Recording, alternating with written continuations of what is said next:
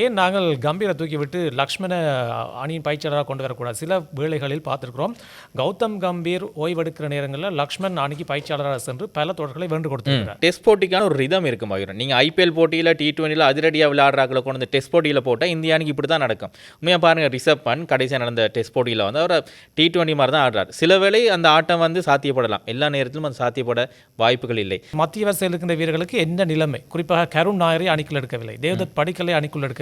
இப்போது அவர்கள் ட்விட்டரில் தங்கள் கருத்துக்களை எக்ஸலந்தில் பதிவிட்டு கொண்டிருக்கிறார்கள், என்ன எடுக்காது பார்த்தீங்களா என்ன நடக்குதுன்னு சொல்லி. கௌதம் கம்பீருடைய அந்த அணி வீரர்களுடைய மாற்றம் வந்து மிகப்பெரிய பாதகத்தை இந்திய அணிக்கு தொடர்ச்சியாக ஏற்படுத்தி கொண்டே இருக்குது. இப்போது முதல் நீங்கள் ஒரு இந்திய அணியுடைய பேட்டிங் தரவரிசையை பார்த்தால் ஓப்பனர்ஸ் வந்து முரளி விஜய் அல்லது ரோஹித் சர்மா, ஜெய்ஸ்வால் இப்படி இருப்பாங்க. 3வது விளக்கம் நிச்சயமாக காம்பீர், 4வது விளக்கம் புஜாரா, 5வது இப்படியான சில வீரர்கள் வருவாங்க. அதை நாங்கள் சொல்லலாம், கண்டிப்பாக சொல்லலாம். ஆனால் இப்போ நீங்கள் சொல்ல முடியாது.